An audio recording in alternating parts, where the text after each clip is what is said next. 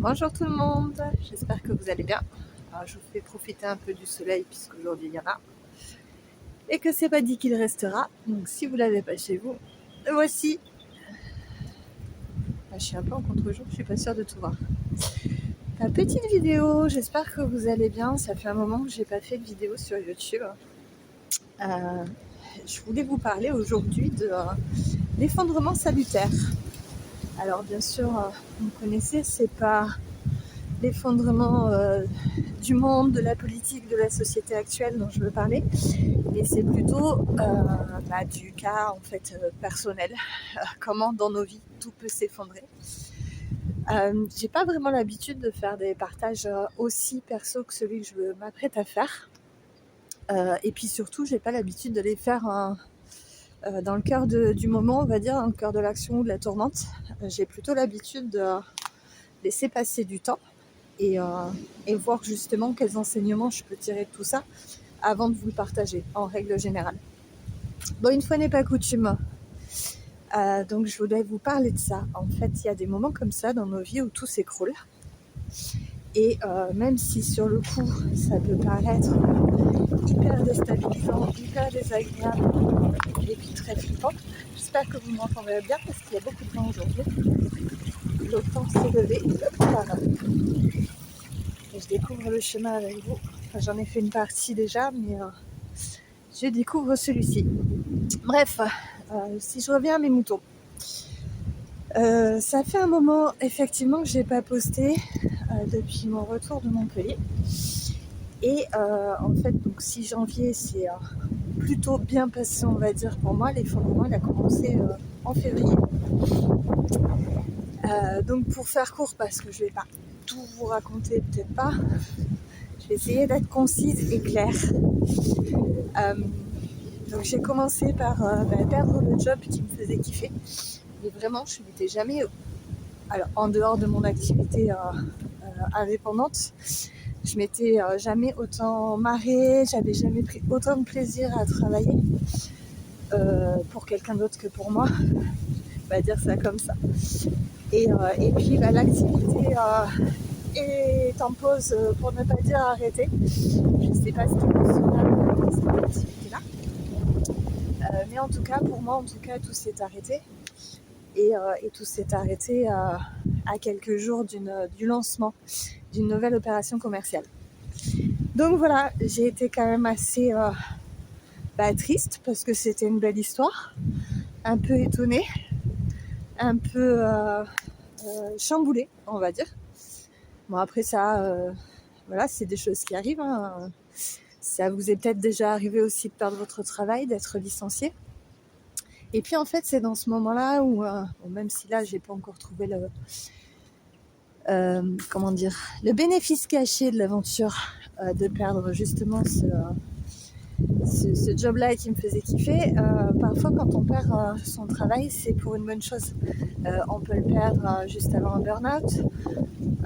On peut le perdre parce qu'on a autre chose à faire et puis on est tellement englouti, ouais, on va dire ça, ou agglutiné dans la routine, qu'en fait on se rend pas compte que c'est pas le travail qu'il nous faut. Voilà, j'ai le cas aussi d'amis où ils ont acheté une maison pour en faire un gîte et je crois qu'en plus c'était la période du Covid. Et puis ils se sont retrouvés tous les deux au chômage, mais bon, c'est ce qui leur a permis de faire tous les travaux et de lancer le gîte dans les temps. Et puis après de retrouver une activité. Donc voilà, des fois on ne le voit pas de suite, mais il y a vraiment un bénéfice caché dans la perte du travail, dans lequel on était. Donc ça c'est la partie travail. C'est aussi encore sur la partie travail puisque vous le savez, j'accompagne des enfants en difficulté scolaire depuis maintenant 8 ans. Et je me suis spécialisée, en tout cas ma clientèle a fait que je me suis spécialisée dans tout ce qui était troubles 10, dyslexie, dysorthographie, dyscalculie et j'en passe. Tout ce qui est TDAH, autisme léger, etc. Et donc, début février toujours, puisque tout est arrivé en même temps, c'est pour ça que je parle d'un effondrement. Début février, la direction, je vous le fais du travail et de la solidarité, je vais vous le faire en raccourci parce que rien que les lettres à retenir, c'est une horreur. M'a dit qu'en fait j'étais beaucoup trop spécialisée et que je ne faisais pas de l'accompagnement scolaire, mais pour eux je faisais de la thérapie scolaire parce que j'avais des enfants en grande difficulté et qu'il fallait que j'adapte mes supports. Oui, il faut que j'adapte mes cours, il faut que j'adapte ma façon d'enseigner, enfin en tout cas que l'enfant puisse apprendre sa leçon. Petit couloir devant. Donc pour que l'enfant puisse apprendre sa leçon et apprendre les notions demandées par l'enseignant, forcément, il m'est arrivé de reformuler 3-4 fois la leçon pour que l'enfant comprenne. Donc ça, c'est un fait. Et je me suis même entendu dire que je pourrais demander l'agrément une fois que je n'aurai plus de public d'enfants en difficulté. Je veux dire, c'est ce qui m'a permis aussi d'élaborer tous les livrets scolaires. Qui reprennent donc toutes les leçons du primaire jusqu'à la 3e, qui peut même aller au-delà. En ce moment, je m'en sers pour le lycéenne. Donc voilà, je ne vois pas pourquoi je changerais ma clientèle pour m'adapter à ça. Mais ce qu'il y a, c'est que l'agrément, alors je ne sais pas si j'ai déjà employé ce mot-là, c'est pas grave. L'agrément pour l'accompagnement scolaire fait que les clients peuvent déduire 50% des prestations en crédit d'impôt. Et bien là, le fait d'avoir perdu cet agrément, mes clients ne peuvent plus bénéficier à partir de février de cette année du crédit d'impôt sur mes prestations. Voilà. Donc inutile de vous dire que c'est encore une petite épreuve, on va dire ça comme ça. Et que moi qui voulais... hop là, pardon, je perds les écouteurs. Moi qui voulais redévelopper ma clientèle ici, puisque j'en suis à 2 déménagements en 1 an et demi, 3 déménagements en 1 an et demi et 2 déménagements en 2 mois. Inutile de dire que c'est pas quand on déménage qu'on cherche de la prospection pour trouver des nouveaux clients. Enfin bon, bref, j'ai confiance en la vie. J'ai toujours fonctionné au bouche à oreille. D'ailleurs, je ne fais plus de site internet depuis 2 ans. Et les nouveaux venus viennent à moi quand même. Et puis, il y en aura d'autres, bien sûr. Donc voilà, entre-temps, j'ai aussi redéveloppé mes toiles à partir du mandala ou en tout cas à partir de géométrie.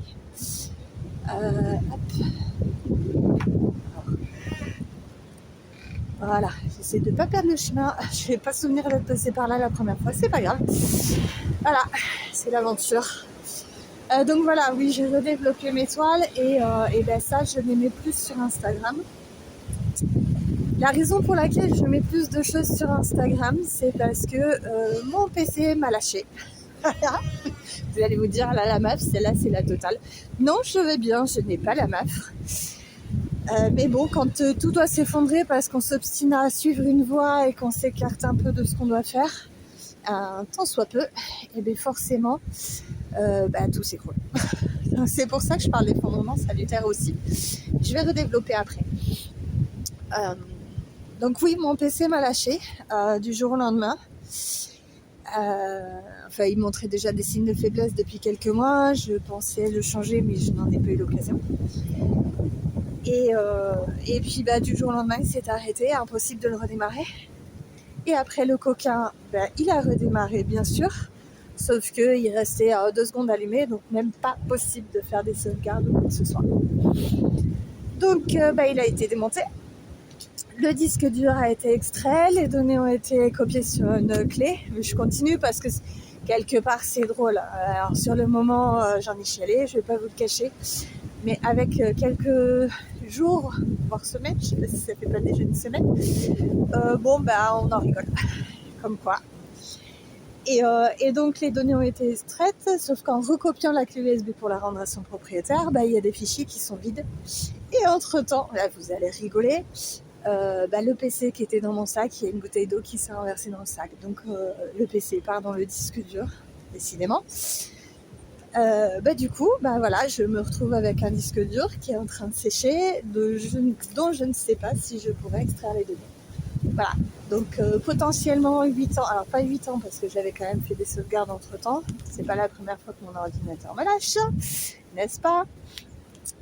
Mais il y a quelques années de travail qui sont peut-être mais foutus, et c'est pas grave, on recommencera ou pas. Donc voilà, c'est ce qui fait que je vous mets pas l'étoile ici sur YouTube parce que en fait je ne peux pas faire de montage vidéo. Alors il y a peut-être des logiciels sur téléphone, mais honnêtement j'ai pas envie de m'emmerder à tout ça. Donc je mets l'étoile sur Instagram. Vous pouvez me suivre, c'est Coralie Lily Infinissance sur Insta. Et puis sur Facebook aussi j'en mets. Donc, mais Insta est public et Facebook je ne crois pas. Enfin bon bref. C'est pas grave, ce sont les mêmes pubs. Donc voilà. Vous pouvez d'ailleurs me mettre en commentaire si vous voulez que je vous donne l'adresse exacte de Facebook, parce que là je l'ai même pas en tête. Voilà. En tout cas, sur Insta, c'est Coralie Lily Infinissance. Ça, j'en suis sûre. Donc voilà. On va continuer. Tant qu'à faire. L'effondrement s'arrête pas là, puisqu'en fait.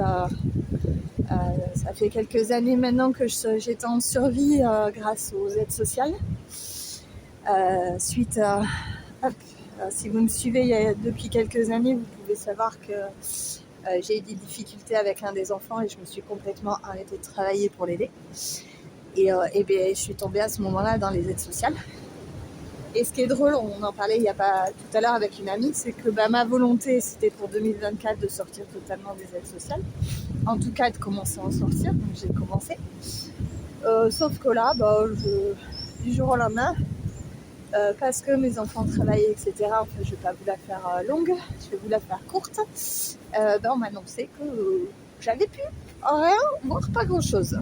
Alors bon, à force de bataille avec l'administration, finalement j'ai quelque chose et puis je me débrouille comme toujours. Enfin bon bref, tout ça pour en venir à plus jamais ça. Je pense que j'ai galéré depuis suffisamment d'années et que maintenant il est temps de retourner au moins temporairement au salariat pour retrouver une vie un petit peu plus stable, plus sereine. Et puis justement pour prendre du recul par rapport à mon entreprise. Alors l'entreprise, je ne vais pas l'arrêter. Elle va certainement changer de nom parce que moi je suis en train de changer beaucoup de choses dans ma vie, perso et pro. Mais en tout cas l'entreprise elle sera toujours là. J'en profite pour dire que s'il y a des commandes de livret, malgré le PC qui est en panne et que pour le moment je ne peux pas racheter, j'ai des livrets d'avance imprimés, donc tout prêt à être livrés. Voilà, vous demandez à l'adresse coralielinfinissance@gmail.com. J'essaierai de vous le remettre en barre d'infos.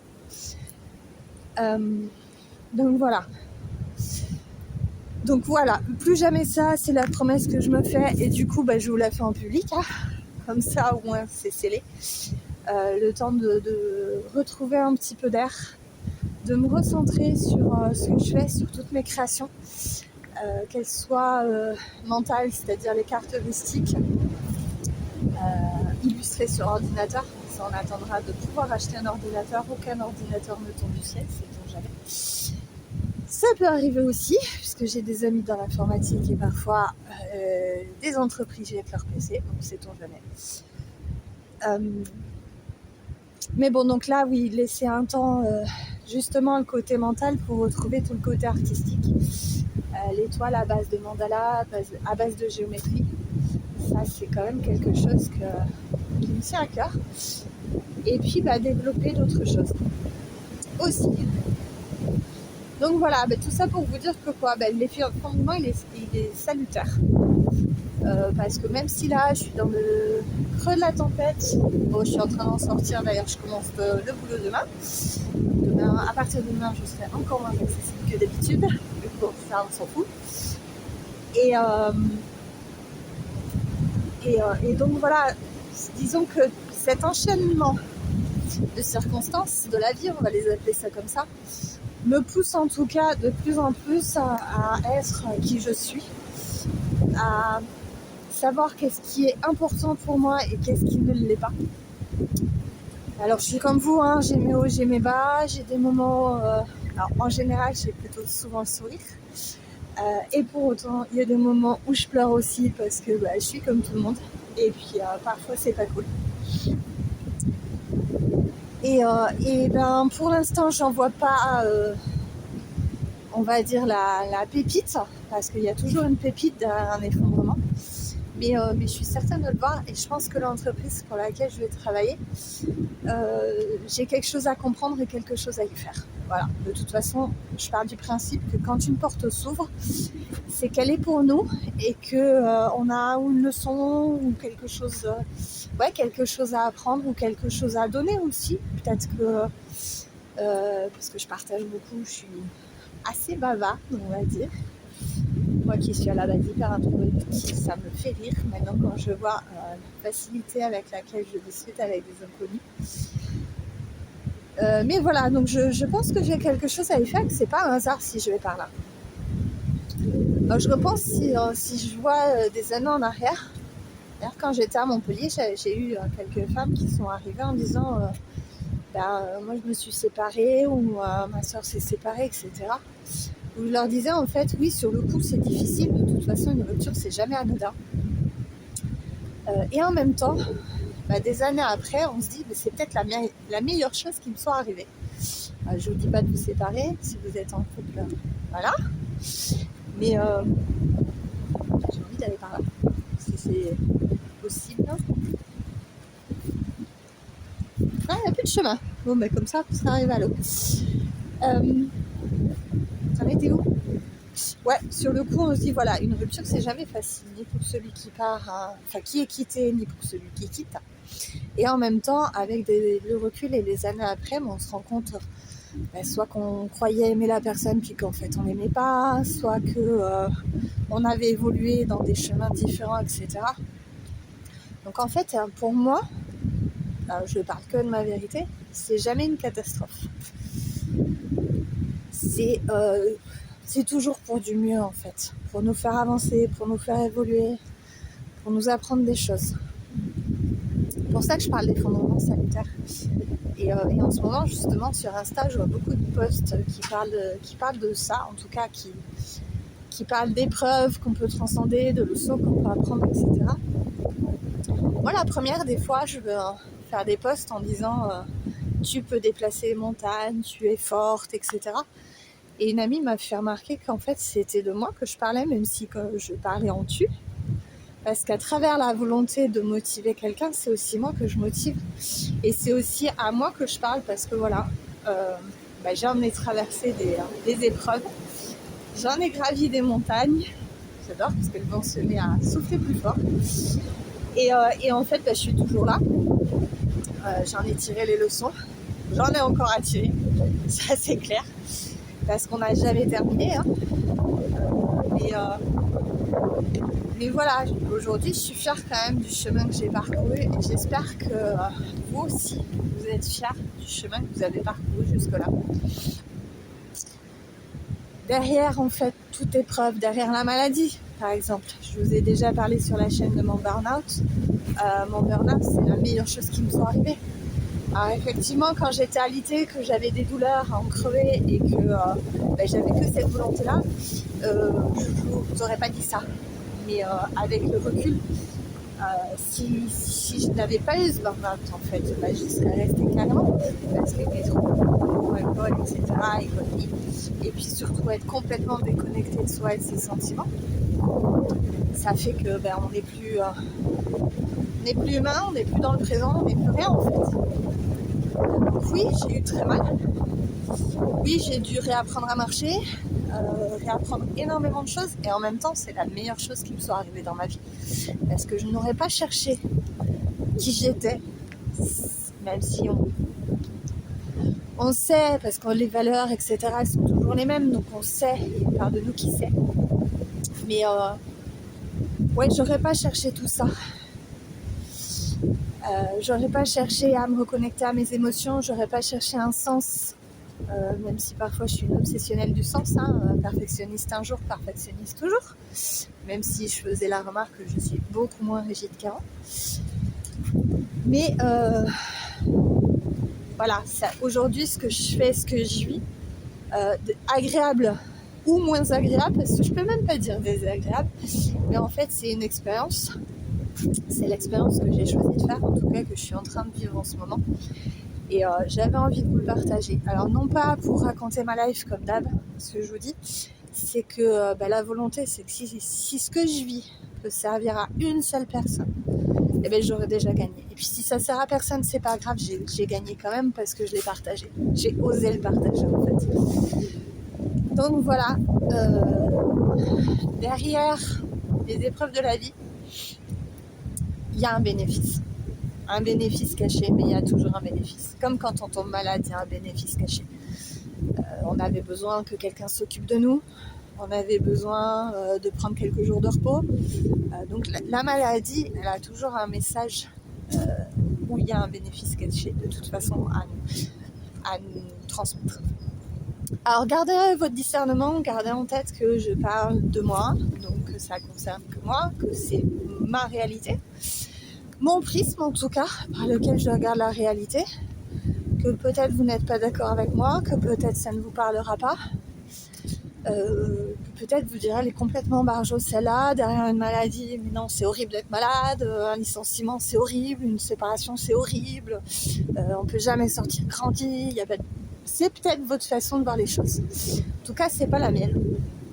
Et j'observe qu'à travers toutes ces années, où il y en a eu beaucoup, je dois dire, j'ai toujours eu en fait, je me sens grandie. Alors ça veut pas dire que je suis grande, mais il y a une gosse à l'intérieur de moi qui fait beaucoup de choses et qui s'exprime souvent. Mais j'ai grandi dans le sens où aujourd'hui je sais de plus en plus qui je suis, ce que j'accepte et ce que je n'accepte pas dans la vie. La façon de me respecter aussi parce que je me respectais pas du tout. Voilà, dans ce sens-là j'ai grandi. Voilà, je crois que j'ai fait le tour de la question de mes aventures février-mars, parce que le PC c'était là tout début mars, donc vous voyez c'est encore frais. Je continuerai de toute façon de faire des livrets dès que je pourrai, mais là ouais il y a besoin d'une pause salutaire et je disais à mon ami tout à l'heure, en fait par rapport à tout ce que je fais, j'ai besoin d'y reprendre plaisir, de prendre du recul.